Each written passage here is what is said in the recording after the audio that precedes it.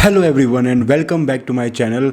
आज की वीडियो में हम कंटिन्यू करने वाले हैं insolvency and bankruptcy code. So last video में गाइज मैंने सिंपल सा आपको एक इंट्रोडक्शन दिया था कि चैप्टर में क्या क्या है एंड किस किस चीज़ों के बारे में हम बात करने वाले हैं। एंड इस वीडियो में हम प्रॉपर पॉइंट्स करने वाले हैं, प्रॉपर सेक्शंस करने वाले हैं जिनके अंदर से एग्जाम्स में क्वेश्चन पूछे जाते हैं। सो वो सब करने से पहले let me give you an overview again, but थोड़ा सा डिटेल में, जिसके अंदर हम देखेंगे कि इस चैप्टर के अंदर एक्चुअल में क्या क्या चीज़ें आने वाली है। सो गाइज एक बार को अपने आप को इस लॉ की बुक से अलग रख दो। बिल्कुल मत सोचो कि आपके सामने कोई एक्ट है या कोई भी चीज़ है। Be a normal ordinary citizen of the country and आपके सामने एक सर्कमस्टांस है एंड मैं बोलता हूँ वो सर्कमस्टांस क्या है। आपके सामने एक पर्सन है, ये जो पर्सन यहाँ पर खड़ा है ये है, और आपके सामने कुछ या तो बैंक्स हैं या कोई रॉ मटेरियल का सप्लायर है। अब बैंक ने इस पर्सन को दिया लोन और इन सप्लायर्स ने इस पर्सन को गुड्स सप्लाई किए। अब ये सप्लायर जो इसको गुड्स किए गए वो भी किए गए ऑन द बेसिस ऑफ कि ये बिजनेस में आगे काम करेगा, इसको बेचेगा और हमारे पैसे को रीपे करेगा। और बैंक ने भी लोन दिया कि इसका काम चलता रहेगा और हमें पैसे रीपे करता रहेगा। Sorry guys. एंड उसके बाद अब क्या हुआ कि इस पर्सन ने जिसने लोन लिया हुआ था अब ये पेमेंट नहीं कर पाया, ना बैंक को ना ऑपरेशनल इनको रॉ मटेरियल सप्लायर्स को। तो अब ये आपके सामने एक सर्कमस्टांस है। अब आपको इसको देखना है कि ये पर्सन ना लेके चलो इसकी बात करते हैं कि ये कंपनी है। अब क्या यहाँ पर एक अगर गोलमाल की मूवी की तरह देखेंगे तो सब वसूली भाई खड़े होके बैंक के बिहाफ में पैसे लेने जा सकते हैं, या फिर ये रॉ मटेरियल वाला इस कंपनी के अंदर बैंक के बिहाफ पे अपने वसूली भाई को भेज के पैसे रिकवर करा सकता है। नहीं, एक प्रॉपर लीगल तरीके से इनको गुजरना होगा जिसके बेसिस पे वो अपने पैसे को, अपने अमाउंट को रिकवर कर सकते हैं। तो यहाँ पर सबसे पहले अगर मैं पूछूँ तो इनको क्या नाम दें। अगर मैं बैंक की बात करूँ तो इसको इस एक्ट के अंदर कहा जाता है फाइनेंशियल क्रेडिटर।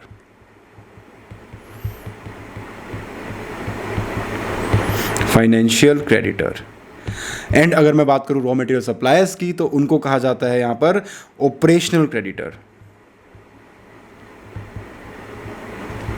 Operational creditor. और ये बन जाता है इन दोनों का डेटर, जिसको इनको पैसे देने हैं। यानी कि इसकी बुक्स में ये दोनों हैं क्रेडिटर्स एंड इन दोनों की बुक्स में ये जो कंपनी है ये है डेटर। तो ये हमने एक तरह से इस चीज़ को डिवाइड कर दिया। अब बीच में आती है हमारे पास आईबीबीआई और एडजुडिकेटिंग अथॉरिटी, जो इन दोनों के लड़ाई को होने से रोकना चाहती है। वो नहीं चाहती कि एक दूसरे को पैसे के चक्कर में लड़ना मरना शुरू कर दें। तो उस चीज़ के लिए ये एक्ट बनाया गया। अब इनको पैसा रिकवर करना है। अब गाइज ये अपना अपना काम कर रहे हैं। बैंक अपना काम अच्छे से करता है डिपॉजिट्स लेने में, लोगों को लोन देने में। Raw material supplier raw materials को बना रहा है, उनको सप्लाई कर रहा है। तो क्या इनके अंदर एक्सपर्टीज़ है पैसे को रिकवर कराने के लिए? क्या ये कंपनी के बिजनेस को टेक ओवर करके रन कर सकते हैं अपने पैसे को रिकवर कराने के लिए? क्या ये उस कंपनी को लिक्विडेट कर सकते हैं पैसे को रिकवर कराने के लिए? सो गाइज उसके लिए they need a professional. And IBBI ने यानी कि insolvency and bankruptcy board of India, IBBI ने हमें यहाँ पर ये इंसॉल्वेंसी प्रोफेशनल्स दिए हैं जिनकी हेल्प लेके ये ऑपरेशनल क्रेडिटर और फाइनेंशियल क्रेडिटर्स अपना पैसे को रिकवर करा सकते हैं जैसे भी मैनर में कंडीशन उनको अलाउ करे। सो गाइज ये है इस चैप्टर के अंदर कि इन चीज़ों के बारे में, इन चीज़ों के अराउंड सारी चीज़ें वर्क करने वाली हैं।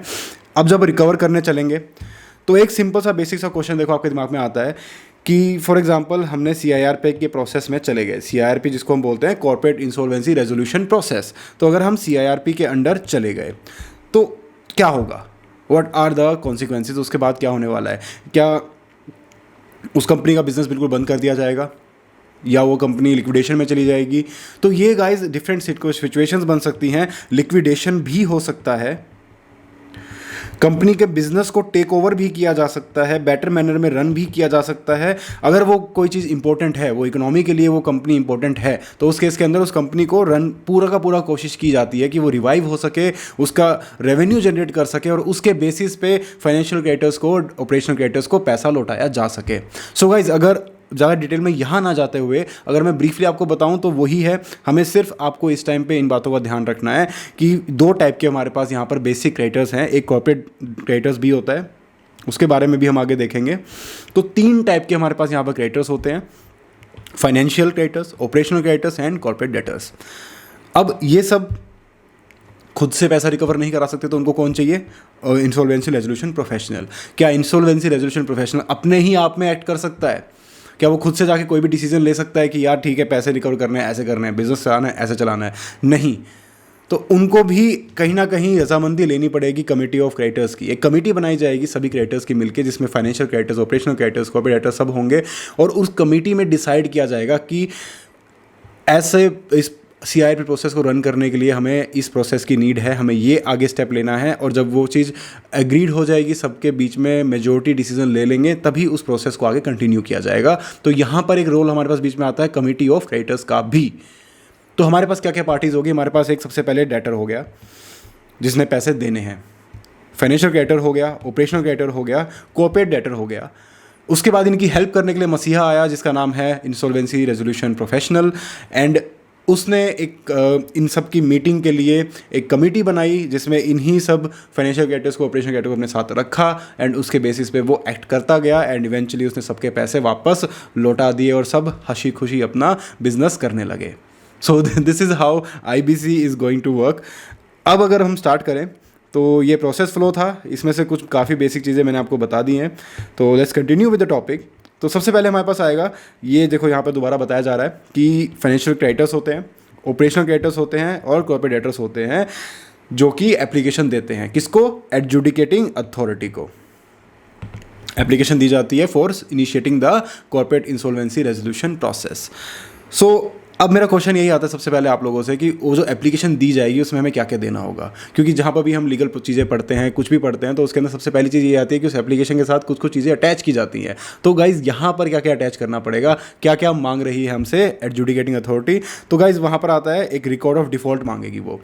याद करो लास्ट वीडियो के अंदर मैंने आपको बताया था कि हमारे पास 4 पिलर्स हैं इस एक्ट को जिसके ऊपर बेस्ड है। तो उसमें से एक पिलर था इन्फॉर्मेशन यूटिलिटी, जहाँ पर सारे डेट की और क्रेडिट की इन्फॉर्मेशन स्टोर्ड होती है, डिफ़ॉल्ट की भी उस पर इन्फॉर्मेशन वहाँ पर अपडेट की जाती है। तो अगर, तो गाइज़ वो मैंडेटरी नहीं है, बट अगर इन्फॉर्मेशन यूटिलिटी पे आपका डेटा है तो उस डेटा को आप प्रेजेंट करें, या फिर किसी और मैनर में अगर वो स्पेसिफाइड है तो उस मैनर में भी वो इन्फॉर्मेशन आप सबमिट कर सकते हैं। दूसरा पॉइंट हमारे पास आता है कि रेजोल्यूशन प्रोफेशनल आपको बताना पड़ेगा कि कौन आपके बिहाफ में काम करेगा। जो हमने बात की RP के बारे में, उस प्रोफेशनल के बारे में, वो मसीहा के बारे में जो क्रेडिटर्स के बिहाफ पे उनके लिए उनका पैसा लौटा के लाएगा, तो उसका नाम आपको बताना होगा अपने हीरो का। एंड उसके बाद कुछ अदर इन्फॉर्मेशन जो कि बोर्ड यानी कि IBBI आपको स्पेसिफाई कर सकता है, कुछ अदर इन्फॉर्मेशन भी इसमें ऐड ऑन कर सकता है। वो लॉ में एक स्कोप ओपन छोड़ दिया, कल को उनको कुछ और ऐड करने की नीड लगी तो वो यहाँ पर एज इट इज़ सीधा जोड़ देंगे। हमने तो पहले ही बताया था कि हम कुछ भी मांग सकते हैं, तो वो अदर चीज़ यहाँ पर दे दी गई। उसके बाद हम देखेंगे कि अब टाइम पीरियड क्या है। सबसे पहली बात होगा टाइम पीरियड देखें कि ठीक है यहाँ पर क्रेडिटर्स ने, यानी कि हम सब ने, for example we are creditors, तो हमने अपना काम तो कर दिया गाइज, हमने एप्लीकेशन दे दी। अब रिस्पॉन्सिबिलिटी बनती है एडजुडिकेटिंग अथॉरिटी की। एडजुडिकेटिंग अथॉरिटी कितने टाइम के अंदर अंदर बताएगी कि हाँ भाई तुम्हारी एप्लीकेशन मैंने एक्सेप्ट कर ली या रिजेक्ट कर ली। तो गाइज वो हैं 14 डेज। अब एक सिंपल सा काम कीजिए, यहाँ पर एक एरो खींचो और यहाँ पर लिख दो 14 डेज। इसका बेनिफिट ये है कि जब भी आप चैप्टर के थ्रू स्क्रॉल करेंगे, बाद में पन्ने पलटेंगे, तो आपको कॉर्नर में अलग से डेट्स और लिमिट्स और ये छोटी मोटी चीज़ें जो एग्जाम में MCQ पॉइंट ऑफ व्यू से या फिर एग्जाम में वैसे भी याद करनी ज़रूरी होती है, वो आपको एक अलग से रखी हुई मिल जाएंगी और आप इजीली उसको आइडेंटिफाई करके याद कर पाएंगे। तो उसके बाद हम देखते हैं कि 14 डेज़ के अंदर बता दिया, डिटेल्स फर्निश करने के 14 डेज़ के अंदर अंदर उसको बताना पड़ेगा कि हाँ आपकी एप्लीकेशन एक्सेप्ट हो गई है।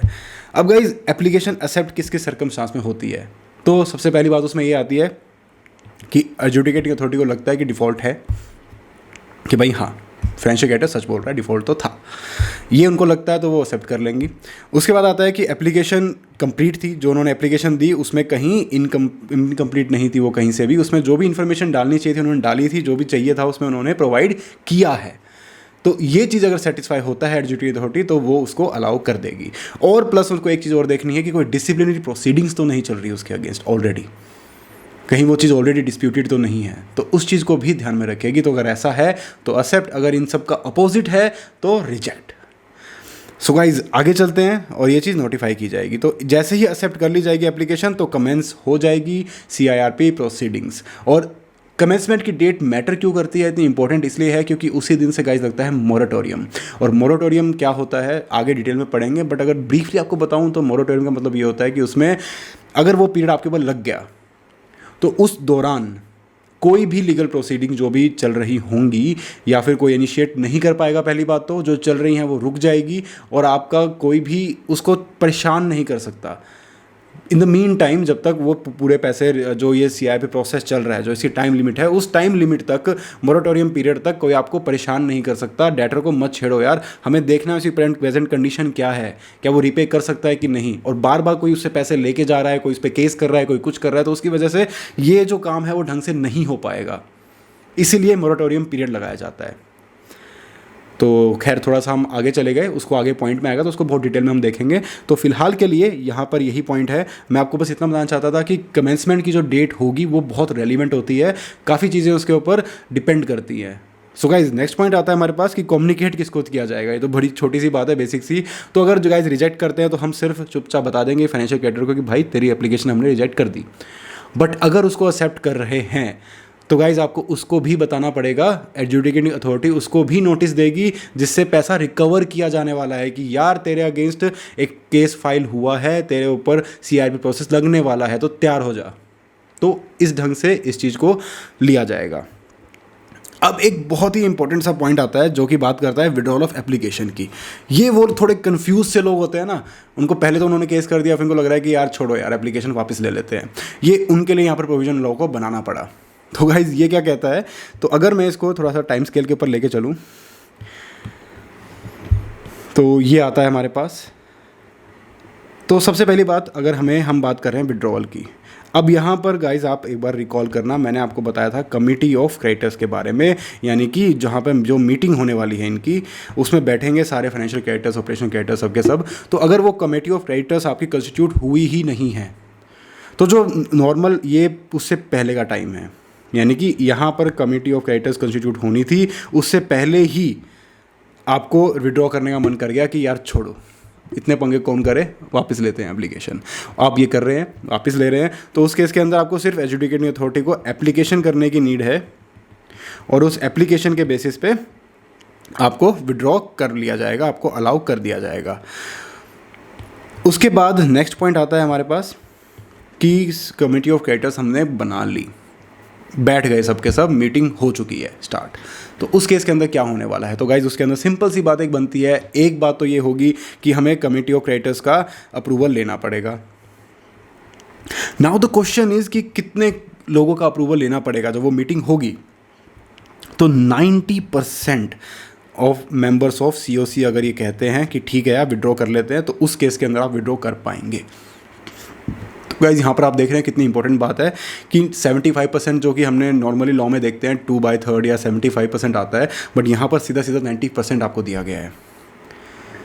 मोर देन मेजॉरिटी अगर एग्री करते हैं तो ही आप एप्लीकेशन को विड्रॉ कर पाएंगे। उसके बाद हमारे IRP साहब आएंगे, ये जब डिसाइड हो जाएगा फिर IRP साहब आएंगे, वो विड्रॉल की एप्लीकेशन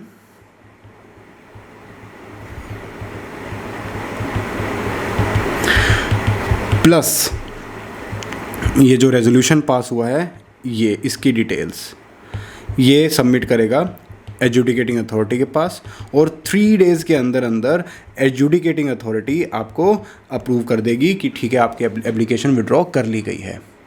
अब एक सर्कमस्टांस आता है कि जैसे ही अगर मैं दोबारा आपको प्रोसेस पे लेके चलूँ तो यहाँ से अगर प्रोसेस को देखें तो सबसे पहले गाइस यहाँ पर एप्लीकेशन की गई थी, फिर कमेटी ऑफ क्रेडिटर्स बनाई गई थी।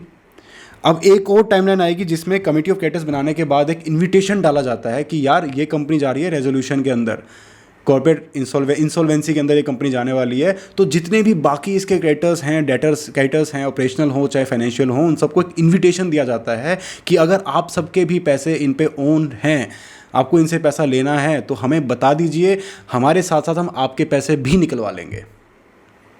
तो एक इन्विटेशन दिया जाता है। तो अगर वो आप कर चुके थे आपने लोगों को बोल दिया था कि यार आप भी अपना उधार खाता लेके आ जाओ, तो उस केस के अंदर आपको गाइज ये जो प्रोसेस है ये तो फॉलो करना ही पड़ेगा, बट साथ में आपको रीज़न भी देना पड़ेगा। यहाँ आपसे स्पेसिफिकली कोई रीज़न नहीं पूछ रहा था, बट यहाँ आपको रीज़न भी देना पड़ेगा कि क्यों आप उसको विड्रॉ कर रहे हैं। जो एप्लीकेशन आपने खुद सबमिट की थी, जिसके बेसिस पे आपने COC एस्टेब्लिश की थी, जिसके बेसिस पे आपने सबको इनवाइट किया था कि आप लोग भी आओ यार। जैसे शादी में अगर आप बिल्कुल इनवाइट करने के बाद बारात से एक दिन पहले आप सबको बोलोगे कि यार शादी कैंसिल, तो सब पूछेंगे ना कि यार क्या हुआ, ऐसा क्यों नहीं हो रही शादी, क्यों नहीं बुला रहे तुम हमें, क्यों नहीं हमारा पैसा वसूल हो रहा अभी। तो वो रीज़न भी आपको इसके अंदर साथ साथ देना पड़ जाएगा। सो गाइज यहाँ तक था। यहाँ पर एक गुड न्यूज़ यही है कि यहाँ पर ये पॉइंट हमारा होता है कंक्लूड। ये हमने देख लिया फाइनेंशियल क्राइटर्स वाला। अब नेक्स्ट पॉइंट हमारे पास आने वाला है ऑपरेशनल क्राइटर्स। सो गाइज इस वीडियो में इतना ही, एंड नेक्स्ट वीडियो में हम स्टार्ट करेंगे ऑपरेशनल क्राइटर्स। थोड़ा फाइनेंशियल क्राइटर्स का पॉइंट काफ़ी लंबा था, इसमें छोटे मोटे टॉपिक्स ज़्यादा थे एंड आपको याद रखने की ज़रूरत है। तो नेक्स्ट वीडियो के अंदर मैं डालने वाला हूँ operational क्राइटर्स plus corporate debtor and कुछ मिसलेनियस प्रोविजन इसके साथ के। सो आई होप आपको ये वीडियो अच्छी लगी हो guys, and be sure to like and subscribe, and thank you for watching.